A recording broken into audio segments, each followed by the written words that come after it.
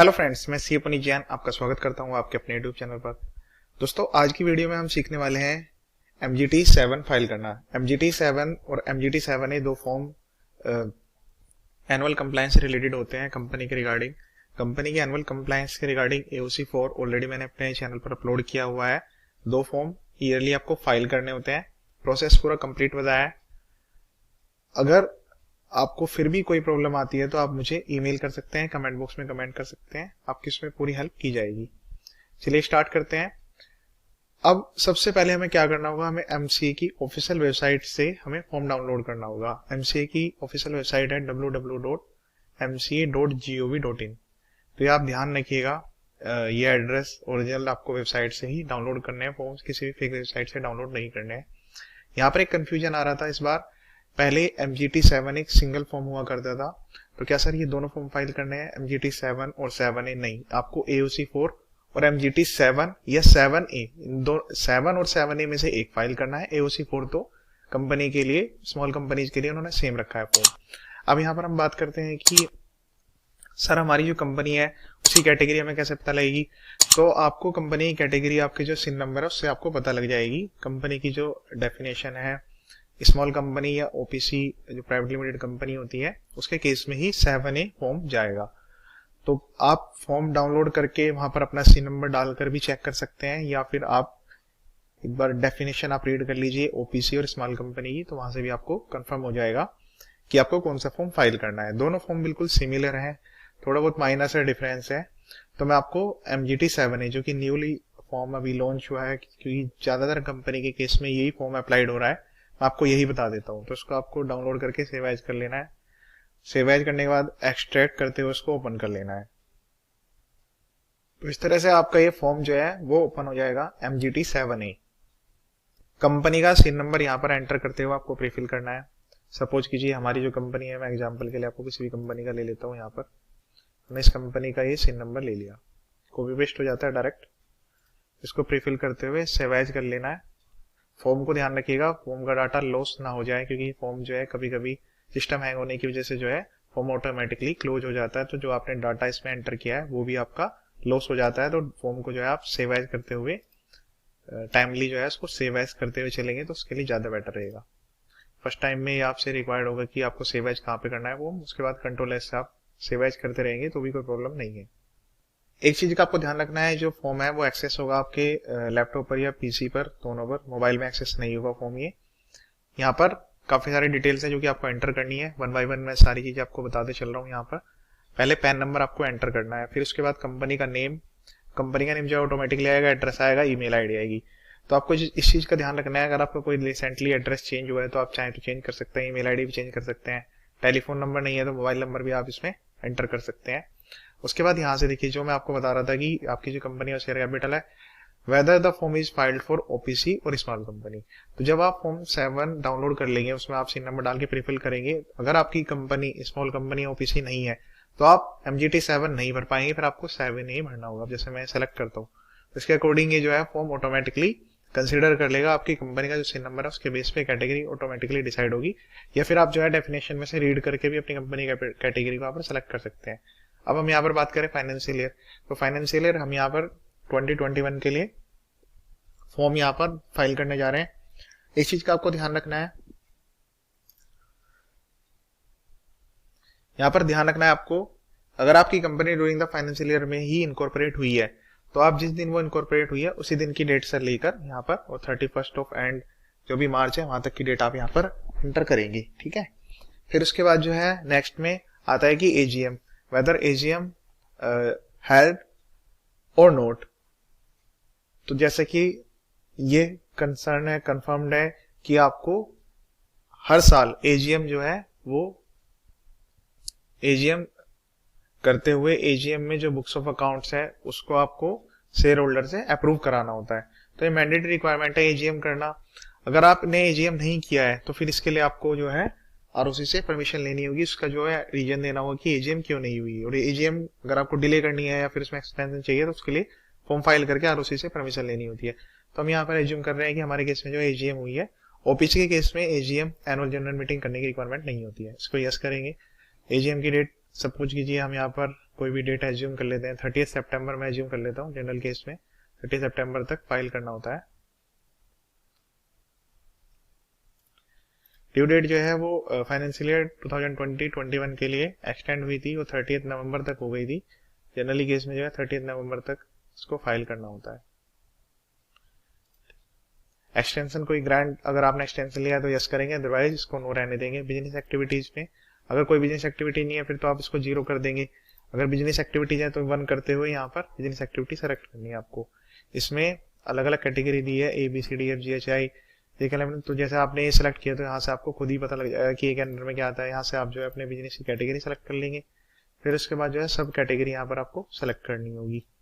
जैसे यहाँ पर सब कैटेगरी का फॉर्म आ रहा है। F1 के अंदर क्या है, कंस्ट्रक्शन में बिल्डिंग का कंस्ट्रक्शन है, रोडवेज का, रोड का है, रेलवेज का, यूटिलिटी प्रोजेक्ट का, या फिर जो है साइट प्रिपरेशन, डिमोलिशन, ये सारी चीजें आती है। फिर उसके परसेंटेज ऑफ टर्नओवर की, आपने इस एक्टिविटी से कितनी टर्नओवर ली है। सब चीजें मैं यहाँ पर 2 करूंगा तो यहाँ पर ये 2 आ जाएगी, जो टेबल में जो लाइन आइटम्स है वो 2 हो जाएंगी। फिर आता है कि कोई आपकी मतलब जॉइंट वेंचर्स या एसोसिएट कंपनी है, उसकी भी डिटेल्स आपको फॉर्म के साथ फाइल करनी है, नहीं तो आप इसमें 0 करेंगे। फिर कंपनी का नाम, सी नंबर ये आपको एंटर करना होगा। अब यहाँ पर जो है अगर सपोज कीजिए हम यहाँ पर 1 एंटर करते हैं तो उसके बाद यहाँ पर आ जाएगा कि आपको देना है। अगर 2 करेंगे तो फिर उसके हिसाब से यहाँ पर automatically table line items increase होती जाएगी। अगर कोई नहीं है तो फिर आप इसको 0 कर दीजिए, कोई सी दिक्कत वाली बात नहीं है। नेक्स्ट में आता है शेयर कैपिटल। यहाँ से हमारा जो फॉर्म का है वो मेन पार्ट स्टार्ट होता है। सबसे पहले आता है इक्विटी शेयर कैपिटल, फिर आएगा प्रेफरेंस शेयर कैपिटल। तो आपको जो है यहाँ पर एंटर करना है सबसे पहले इक्विटी शेयर कैपिटल के लिए नंबर ऑफ क्लास। तो यहाँ पर हमने 1 एंटर किया, तो इसके बाद आपको यहाँ पर कि आपके जो इक्विटी शेयर कैपिटल है वो किस क्लास के अंडर में यहाँ पर उनकी क्या वैल्यू है, authorise capital, issued capital, subscribe capital, paid up capital. तो इस तरह से आपको ये वैल्यू एंटर करनी है। इसमें यहाँ पर पहले इक्विटी शेयर की डिटेल देनी है, फिर प्रेफरेंस शेयर की। तो यहाँ पर number of equity share, suppose कीजिए हमारी कंपनी में ऑथराइज कैपिटल है, उसमें नंबर ऑफ शेयर्स 10,000 है और इशूड भी यहाँ पर 10,000 है। वो आपको अपने अकॉर्डिंग चेक करना होगा। MOA AOA में से आपको पूरी डिटेल्स यहाँ पर मिल जाएगी। ठीक है, वैल्यू में 10 रुपीज एज्यूम कर लेता हूँ।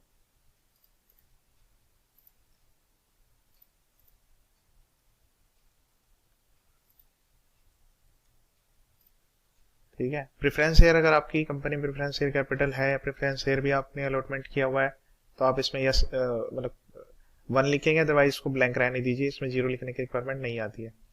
अनक्लासिफाइड शेयर कैपिटल, अगर अभी तक कुछ शेयर्स ऐसे हैं जो अनक्लासिफाइड है, अनक्लासिफाइड की आपको ऑथराइज कैपिटल यहाँ पर एंटर करनी है। ब्रेकअप ऑफ शेयर कैपिटल, अब यहाँ पर जो हमने ऊपर शेयर कैपिटल एंटर किया है इनका आपको यहाँ पर ब्रेकअप देना। ब्रेकअप में क्या बताना है कि स्टार्टिंग में कितने नंबर ऑफ शेयर्स थे, ड्यूरिंग द ईयर आपने कुछ public issue, right issue, bonus issue में कोई आपने अगर इशू किए हैं तो वो बताना है। प्राइवेट प्लेसमेंट, ESOPs, ये कैटेगरी अलग अलग की। आप इस तरह से शेयर्स जो है ड्यूरिंग द फाइनेंशियल ईयर में आपने कोई अगर इशू किए हैं तो आपको यहाँ पर बताना है। इंक्रीजिंग और डिक्रीजिंग दोनों के लिए अलग अलग देना है। यहाँ पर पहले जो बात आ रहा है वो इंक्रीजिंग, मतलब अगर आपने यहाँ पर नए शेयर्स यहाँ पर इशू किए हैं, और यहाँ पर आता है बायबैक का कि आपने कोई बायबैक किया है, शेयर प्रॉफिट किए हैं, रिडक्शन ऑफ शेयर कैपिटल किया है, तो दोनों की चीजें आपको यहाँ पर अलग अलग एंटर करनी है। अगर ड्यूरिंग द फाइनेंशियल ईयर में कोई कुछ भी ट्रांजेक्शन नहीं हुई है, समझ लीजिए हमने वहाँ पे 10,000 शेयर्स लिए थे, यहाँ पर 10,000 आ गया। टोटल नॉमिनल वैल्यू कितनी थी, तो हमारी 1 लाख थी, और पेड अप भी हमारी 1 लाख रुपए थी। तो इस तरह से ये फॉर्म यहाँ पर फिल हो गया। इसमें 0 डालने की रिक्वायरमेंट आपको यहाँ पर 0 करना पड़ेगा, वरना बाद में जो है फॉर्म में एरर आएगी।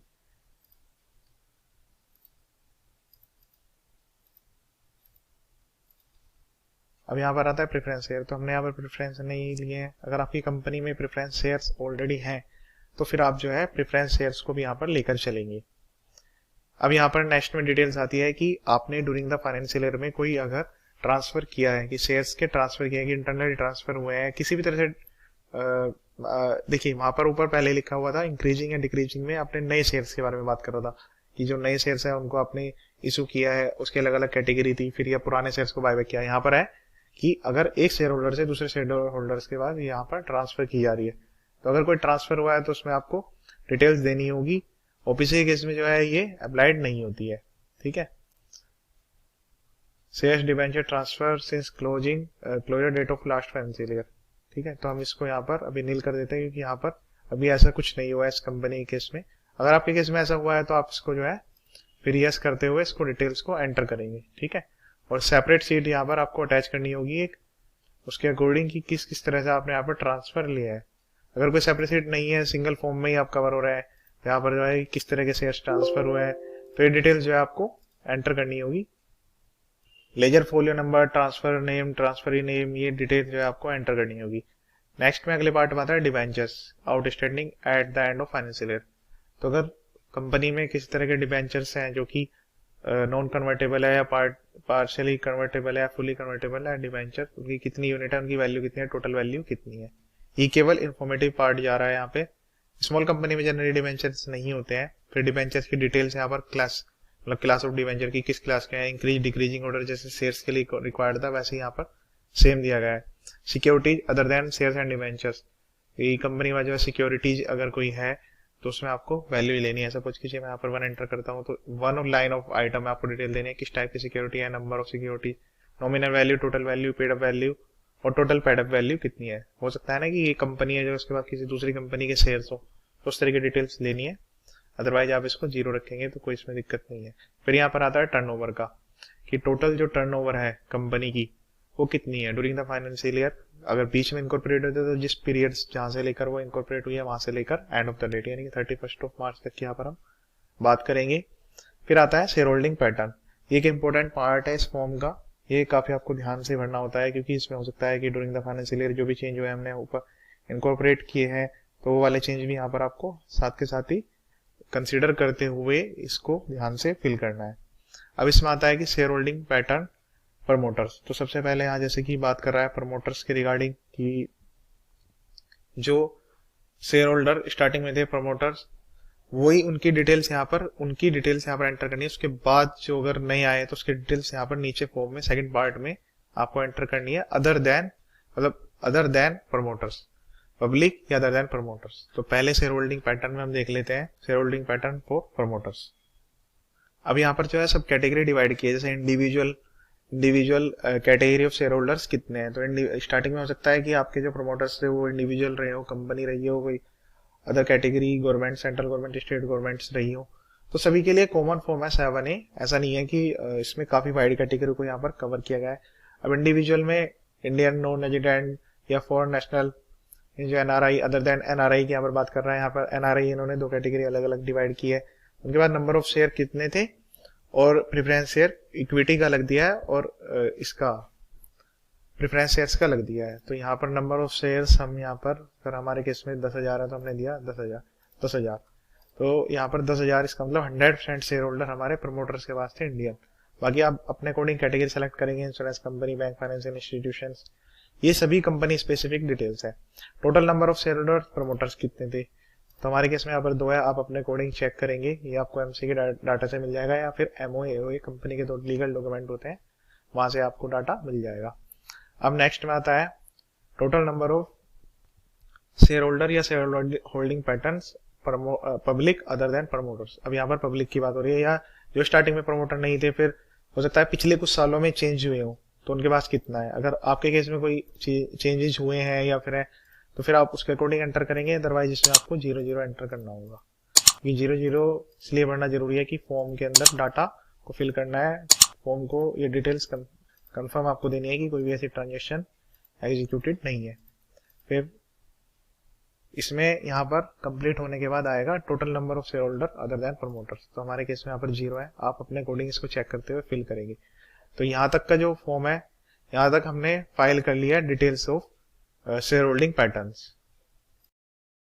अब यहाँ पर बात करेंगे हम नंबर ऑफ प्रमोटर्स, मेंबर्स या डिबेंचर होल्डर्स।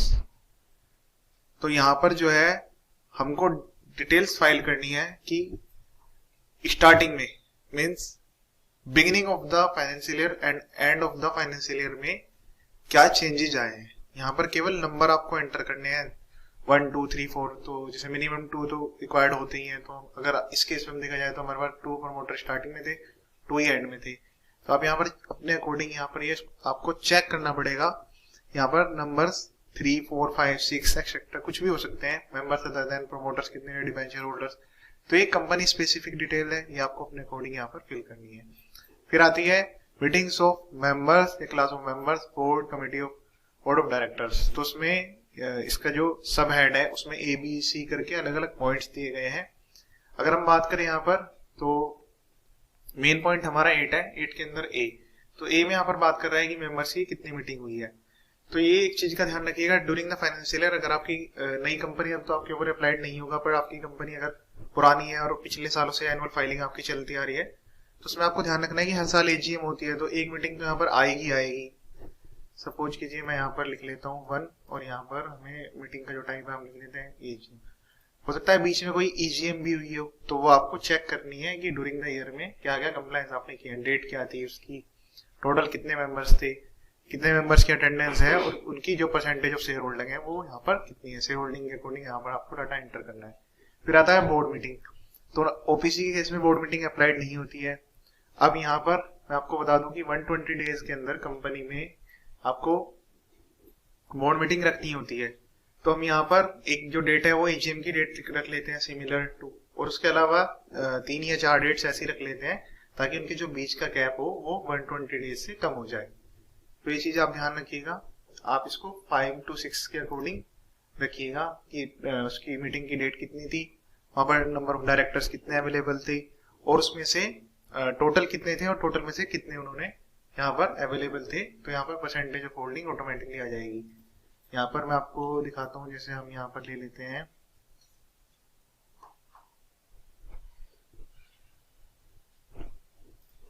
अब यहाँ पर सपोज कीजिए 4 डायरेक्टर्स थे ड्यूरिंग द फाइनेंशियल ईयर, उसमें से 2 ने मीटिंग अटेंड करी, तो ये ऑटोमेटिकली आ जाएगा।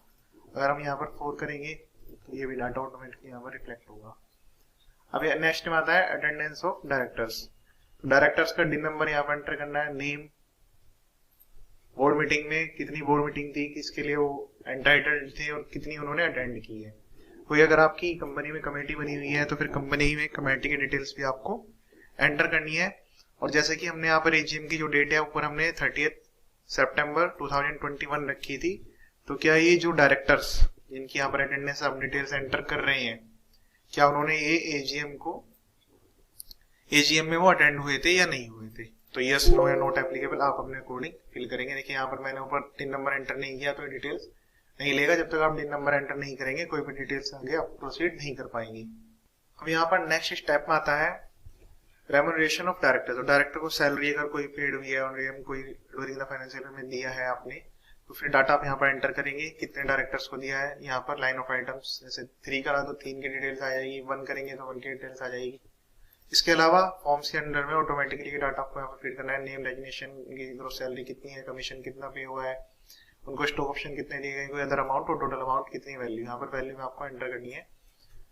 और उसके बाद यहाँ पर पार्ट ए में तो वैल्यूज देनी है, पार्ट बी में जो है आपको number of other directors whose remuneration details to be enter, तो उनकी डिटेल्स आपको यहाँ पर एंटर करनी है। अगर कोई रिम्यूनरेशन नहीं पेड हुआ है तो फिर आप यहाँ नील सेलेक्ट करेंगे तो ऑटोमेटिकली सब कुछ हाइड हो जाएगा।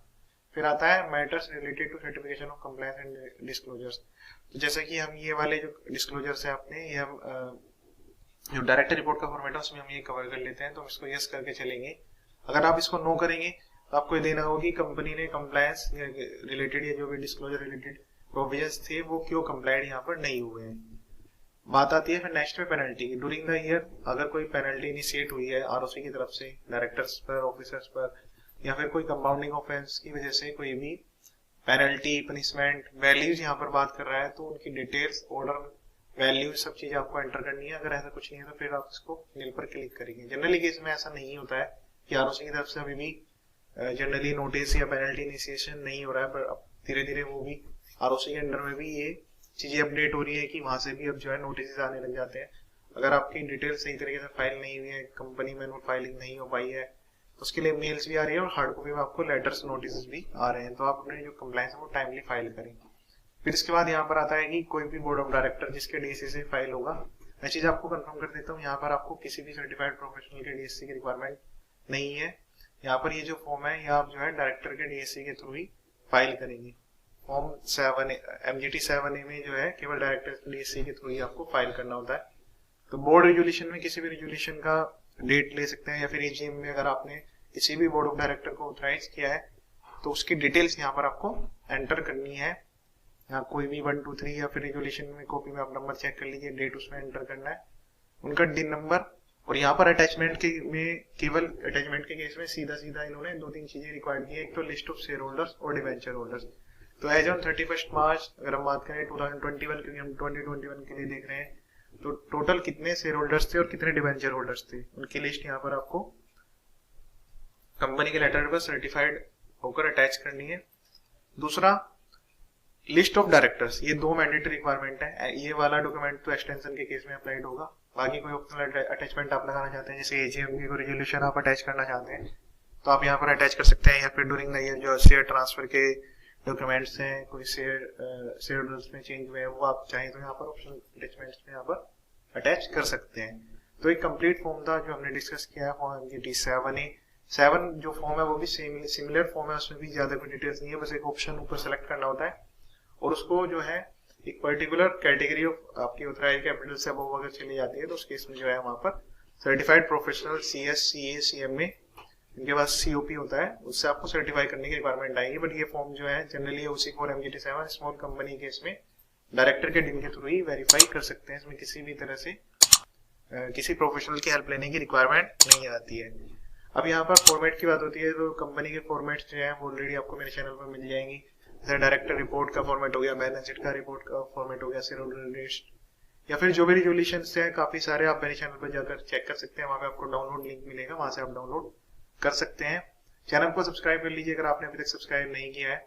आपको इस पे लेटेस्ट वीडियो काफी सारी मिल जाएगी, ROC कंप्लायंस से related, GST, income tax, TDS return filing और कुछ रजिस्ट्रेशन की, जैसे ESI registration, EPF, FSSI licence, तो काफी सारे रजिस्ट्रेशन की मैंने ऑलरेडी वीडियो यहाँ पर अपलोड की हुई है। चैनल को सब्सक्राइब कर लीजिए, वीडियो देखते रहिए। Thank you so much.